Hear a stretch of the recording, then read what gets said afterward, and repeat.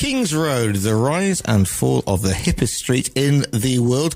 King's Road in Chelsea was at the epicenter of not one, but two worldwide cultural shifts in the mid-60s, the focal point and shop window for swinging London, and of course, punk kind of sprang up or was thrown up there as well in the early 70s. Delighted to be joining me live on the line. The author of The Rise and Fall of the Hippest Street in the World is Max Dechame. And I hope I got your name right, Max. Yeah, that's it. Nice to be here, and yeah, good to talk to you. Thank you. Good to have you with us. King's Road, I mean, we know of it as, swinging London. It's that and Carnaby Street, isn't it? But really, Carnaby Street was kind of anonymous, where King's Road, you had the Chelsea Football Club down one end, you had people walking up and down, showing off their finest, lots of lovely boutiques and whatever. It really was the place where, rock stars would hang out and could actually live. Yeah, a lot of them were living there. A lot of famous film stars as well. A lot of music was actually made there. There was a very important recording studio called Sound Techniques, run by a guy called Joe Boyd. And the first couple of Pink Floyd singles were recorded there in '67. A lot of great English folk records, and people like Nick Drake, stuff like that. It was It was a place where people wanted to be seen. It had some of the most interesting restaurants and clothes shops. So a lot of, if you watched Top of the Pops or anything like that to see your favorite band, half the time in the 60s and 70s, what they were wearing had come from a shop on the King's Road. But it was where those kind of people just like to hang out as well. And I suppose, as opposed to Soho, the Carnaby Street, that central London area, there were lots of, and we're talking 60 years ago, so accommodation was affordable. You couldn't do it these days, but you would have Michael Caine, Terence Stamp living in a flat in Chelsea together. You would have the Rolling Stones, or members of them living in small flats, and it was that sort of, they were able to kind of base themselves there, and then they just literally walk around the corner and were on the fashionable street.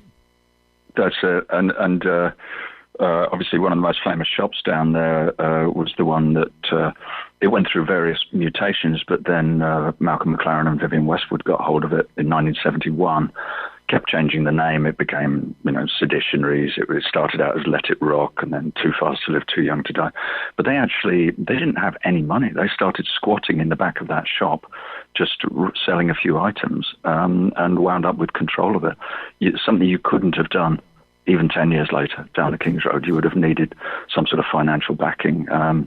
They just, at that end of the King's Road, which was more the tatty end, that's well, very much so. That's, if you look in things like magazines like What's On in London, which was the forerunner to Time Out, they're really useful because you can see people advertising B&Bs and, just cheap rents and things. And I used a lot of those kind of things, and in the 70s, the small ads in Time Out, and you can see prices rising, such that by the end of the 70s, it was expensive all the way along the line. Whereas traditionally, it was the Sloane Square end by Peter Jones, the huge department store. I mean, Princess Diana used to like shopping there. It was that kind of a place. But tucked away in side streets, there were just all sorts of people. Christopher Lee was living just behind, in a square just behind there, all the way through his illustrious career as Dracula and many other things. It's quite interesting, isn't it? Because you've got that very sort of upstanding. You've got the Royal Court, which had some interesting performances there. You've got Sloane Square, and you have Peter Jones, and you've obviously got the Chelsea and Westminster the barracks there as well, which is now being transformed. But when I was there, it was still operating as a barracks. But as you get further towards World's End, and you get down to what would the Man in the Moon pub and all that, it all sort of broke loose, didn't it? It really did. I interviewed I was lucky enough to interview quite a few people. What I should say is this book. I wrote the first version of this book in 2004 and 2005. So the version that's just come out now is much longer. So it's revised, expanded, and whatever. But it does benefit from interviews I did for the original edition with people who, such as Christopher Lee, who was kind enough to talk to me, and people like Mick Farren, one of the great countercultural musicians, and he wrote for the Enemy all the way through the 70s, and him talking about the far end of the King's Road, the World's End thing. He said, basically, that's where they circled the wagons. That's where all the freaks were, basically, for their own self-defense. But there was a really hip record shop there, like about 3 doors down from McLaren and Westwood shop. It was called Town Records, and that was very important. If you, for instance, in the late 60s, when American import records were very difficult to get most places, you could pick up the first Velvet Underground LP when it came out in 1967 there. And a lot of other important imports. So there were good reasons why people would gravitate there to go shopping for clothes. Mark Bolan was always buying his clothes down there and wound up living there. David Bowie lived just off the King's Road all the way through the Ziggy and Aladdin Sane times. Used to have Brian Ferry sleeping on his sofa because Brian couldn't, in the Roxy Music days, couldn't be bothered to walk back across the bridge to Battersea to where he was living. Peter Sellers was living there. Judy Garland was living there in the 60s. Her last wedding was at Chelsea Town Hall in 1969. Roman Polanski married Sharon Tate there the year before, and so on and so on and so on.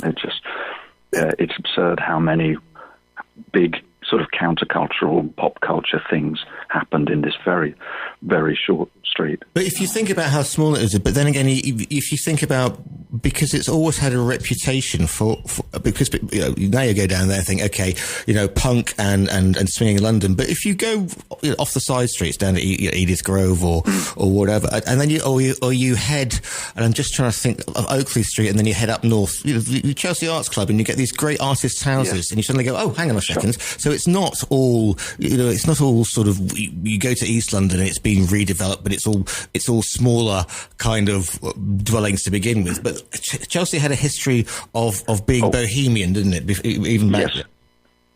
Well, the wealthy were always there, as you say, and but that existed. Charles Dickens got married just right on the King's Road there in the mid-19th century, and he made a point that a lot of Chelsea, there was a really terrible poverty in parts of Chelsea at that time, whereas these days it's a very, very wealthy area, almost exclusively. But you had these two things coexisting, and you mentioned the Bohemians. Basically, it was by the late 19th century, second half of the 19th century, it was an artist colony. The Pre-Raphaelites were living there. Dante Gabriel Rossetti was living right by the river. And lots of those people, sculptors like Jacob Epstein,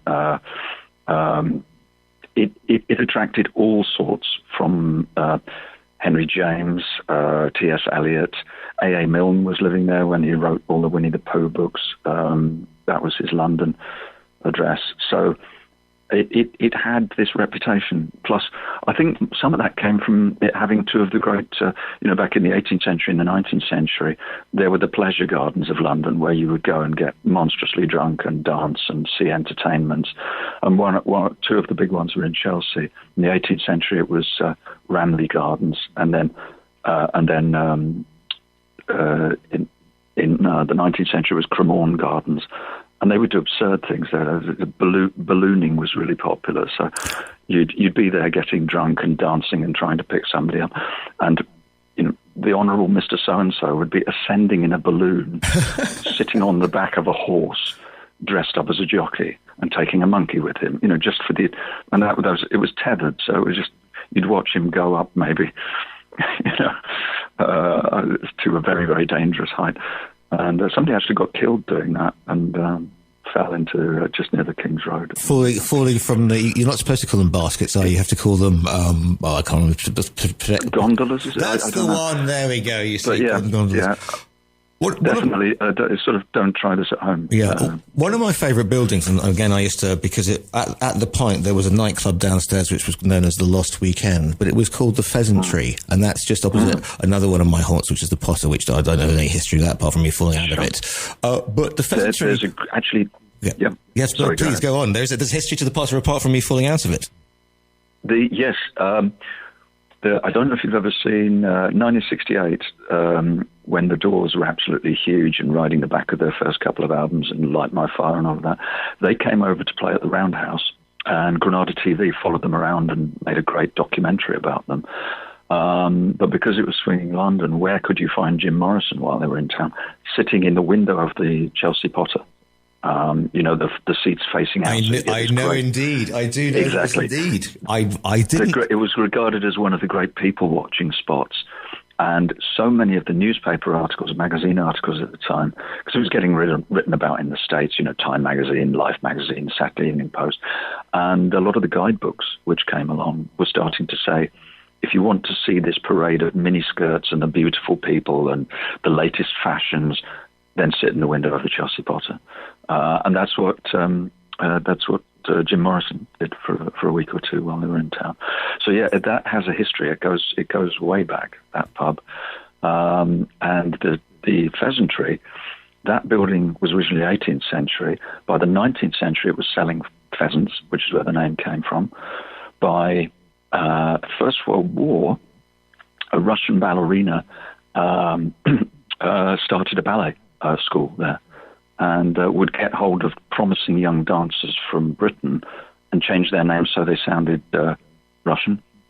So there's one girl who was from Muswell Hill in North London winds up being called Alicia Markova. But of course, yes. And trained there. And then Margot Fontaine was trained there and had her name changed from something else. And but by the 1950s, the Pheasantry was a very, very fashionable restaurant. So that was where you could find Humphrey Bogart and Lauren Bacall dining when they were in town, and many other famous people.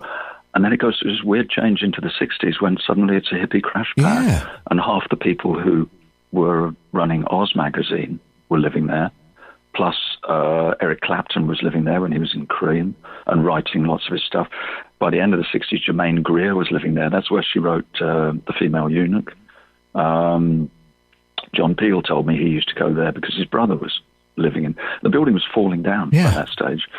And down in the basement, there was a sort of illegal club. And so you'd get very, very noisy bands playing there. This is sort of 1969, 1970. So one of the penalties of living there was you just had all this bass and noise coming in. And what were you listening to? You were listening to Hawkwind.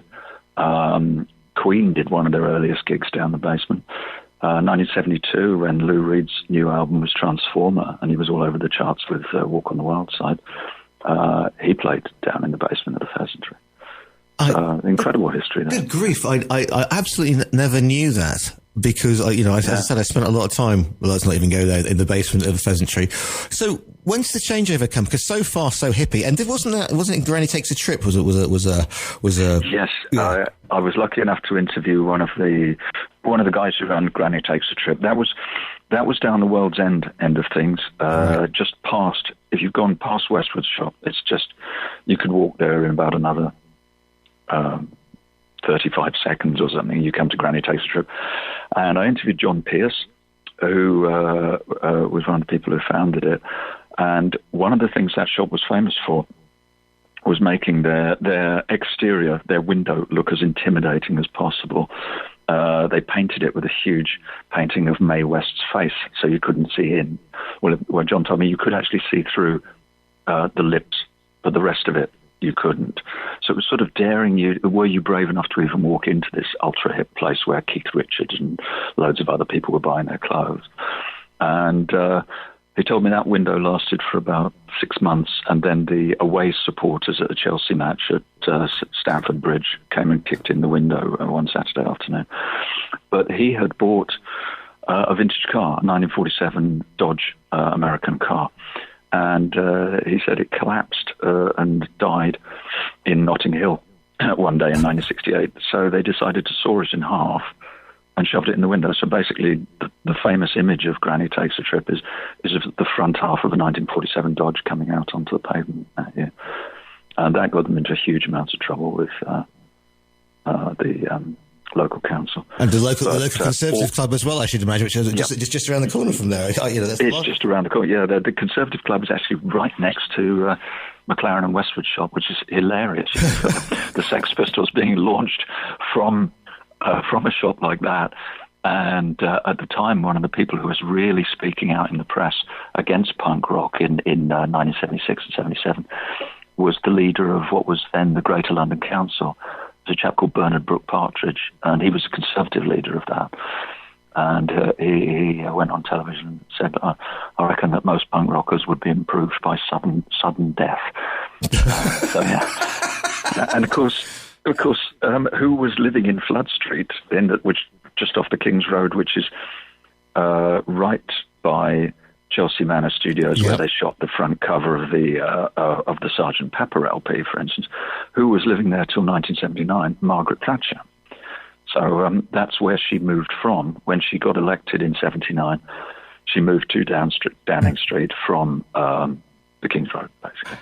And that's the cut-off point of my book, because to me that was, A, metaphorically a huge black cloud coming down, of course, yeah. And B, the end of the 70s is really when the whole area just got too expensive. It had become creepingly more expensive as the 70s went on, but most of the sort of counterculture and interesting round the edges kind of stuff were being squeezed out, and the 80s was gradually being colonized by people who had really considerable amounts of money, and so the quirky shops went out of business mostly, and the chain shops moved in.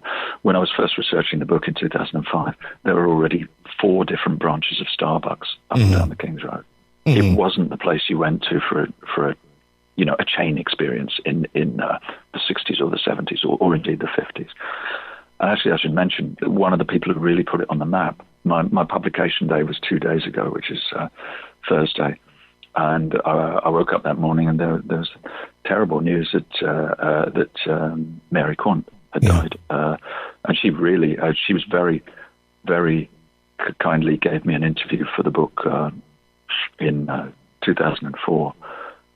She was lovely. And she started there in 1955 at a time when fashion was just supposed to be something that was imposed on on other countries by whatever was popular in Paris that season. And you see it in the London papers. They're just saying, oh, skirts are going to be this length, or we're all going to be wearing this, or blah, blah, all from Paris. And she sets up in the King's Road working out of a bedsit in Oakley Street. And within 2 or 3 years, she's selling tens of thousands of garments in America. And once you get into the 60s, she told me by 1960 she was commuting to New York once a month. Her business was taking off so radically. And then, of course, you've got the miniskirt, you've got various other things, and all of her cosmetic lines, which made her an absolute fortune by the end of the 60s. No one would have predicted that you could do that with fashion. So really, McLaren and Westwood and everybody else that was selling fashion in the 60s and 70s down the King's Road, they all were owing a huge debt to Mary, helping to make it the place that you would go looking for the latest thing. And the other thing is that I had the opportunity of interviewing Jordan, who was wonderful, yes, and she said that, she used to look as outrageous as she possibly could, so she'd scare off sort of the rubberneckers. But if you say to people punks, and they go, yeah, and there were the guys with the mohawks hanging around Carnaby Street getting the pictures taken, but the real, proper punk comes from the King's Road, and it's an art movement. It's not a spit in British. Yeah, British punk. I mean, obviously, you've got American punk. In particular, the Stooges, and then the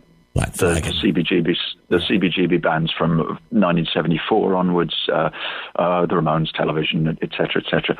Incredibly important, particularly people like Richard Hell, who's ripping up his T-shirts and spiking up his hair, which Malcolm McLaren had seen when he was visiting New York, and when he briefly was trying to manage the late model version of the New York Dolls.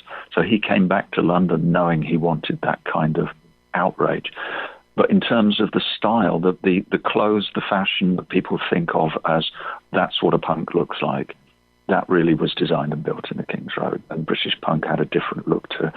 But yeah, as you say, Mohawk or Mohican haircuts, nobody had them until the 80s. That's really the second or third generation. By the time it had become a uniform and you had to have these slogans on your back of your leather jacket, it was much more it was much more free form. And I interviewed people like T.V. Smith from the Adverts and Reckless Eric, both of whom were on Stiff Records, some of the first people in 77 doing that. And I interviewed Gary Valentine from Blondie, who first came to Britain. The first time he ever visited was 1977, coming over playing with Blondie in television in the summer of 77, Jubilee Week, actually. And the first thing he had to do, him and that band, they wanted to walk down King's Road because they'd heard so much about it. So it was interesting to get that international perspective. And he'd grown up watching, the Avengers and just, he'd been watching Swinging London on his television, and he wanted to see some of it. So it's a mystique. It's what's going on in your head as much as what is actually there. And of course, if you walk down it now, and I'm just thinking of places like, is Stockpot still going? I mean, Tolkien and Steinberg, they were there for I think they've gone as well. And you just, It is. In the first edition of the book, I had a picture of the Café Picasso, which is one of the 50s coffee bars. The whole coffee bar craze that hit Britain in the mid-50s, you can get espresso coffee and you can hang out as teenagers and maybe there's a skiffle group playing and, kind of places that Cliff Richard and Tommy Steele got discovered in. There were some very good ones in the King's Road, including one that was run by Mary Quant's business partner, a guy called Archie McNair. He had a coffee bar called The Fantasy, and their resident house group was called the Chas McDevitt Skiffle Group. And they went from playing in that coffee bar in 1956 to having a worldwide hit in 1957 with a song called Freight Train. Oh, blimey. The Ed Sullivan Show. Yeah. The Ed Sullivan Show alongside the Everly Brothers in the summer of 57. So that, coming straight out of the King's Road doing that. And all of those coffee bars had gone except for the Picasso, which I spent half my life just in the Picasso over the decades. And unfortunately, that went out of business in between the first edition of my book coming out and the new one. Chelsea Potter is still here. Yeah, but that's changed. I walked into there, that's changed. I mean, the Picasso, I used to see Geldof sitting there quite a lot of the time. Yeah. You'd see George Best falling out of Pucci's on the corner, and the Pucci's no longer with us either. And it's just that, I mentioned places like Aquarius, and before Bluebird became the Conran place, it was like a hangout. And it's just really sad, isn't it, the way that, as I said before, the Chelsea Westminster Barracks are now, a gallery. There's a Saatchi, and everything's becoming kind of uniform. So we've got, as you said, 4 brands of Starbucks. Yeah, and really, you do need a great deal of money to go shopping in some of those places. And one of the things I amused myself with the new edition was just saying, okay, here is what the house that so-and-so was living in 1915, because you got people like John Betjeman living down there as a schoolboy, and Noel Coward, Catherine Mansfield, the great New Zealand writer, people like that, and say, okay, that's what it sold for then. Here's what it was valued at when the first edition of my book came out. Now it's worth, 2005 it's worth $5 million. Now it's on the market and it's $20 million. It's quite, and I did that with A.A. Milne's old house, the one where he wrote all the two books. Yeah. And I think his house was up for something like $10 million recently. Good grief! And my remark about that is just it takes a wallet of heroic proportions to live at Pooh Corner these days. I'll give you one more question, and then I'll let you get on, because you mentioned at the top that you interviewed Christopher Lee.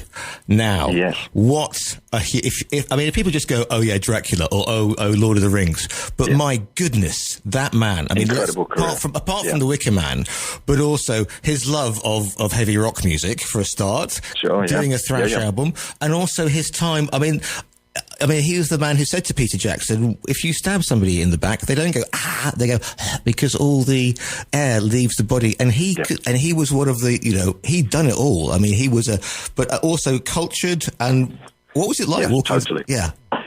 Well, I interviewed him twice. And I'd interviewed him in 1995 for a film magazine.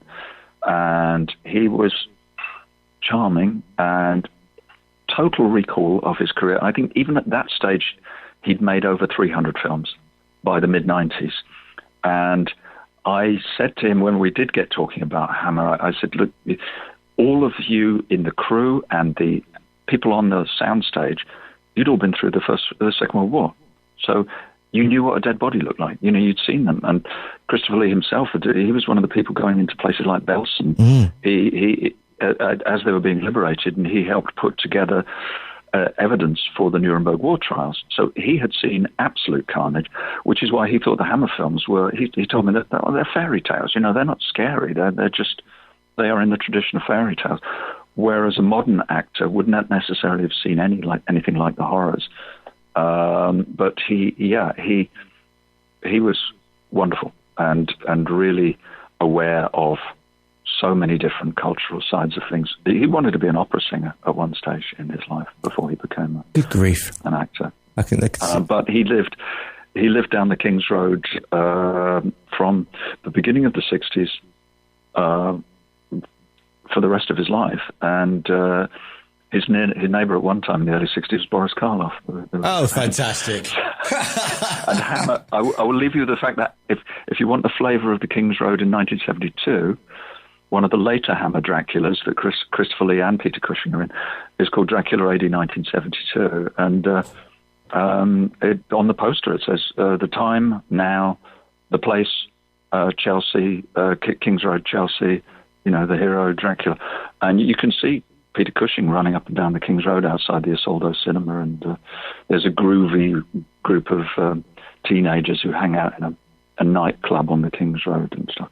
Great fun. I recommend it. Great fun. This book is great. This conversation has been great fun. You know, when I said we'll probably do I've really enjoyed talking to you, sir. No problem at all. The book is called King's Road: The Rise and Fall of the Hippest Street in London. It's back by Max Dechame. Go forth and find it. And also the other stuff. Oh, by the way, Max, if people want to find you online, where can they track you down and drive a literary stake through your heart in the nicest possible way? I'm on Facebook. That's the best way, basically. Because I try and post things to do with, you know, I'm a musician and I'm a writer, so I've done a number of books, and I've been in the rock business for decades. So if anyone's curious as to what I've been up to and various things I've done to offend the public, that's the place to see it. Well, if we're going to offend the public, there's no finer place to do it. Check it out. The book is also available as a virtual download. The book is called King's Road. Max, it's by Max Dechame. Max, it's been an absolute pleasure to speak to you today. Likewise, sir. I've really enjoyed it. Thank you.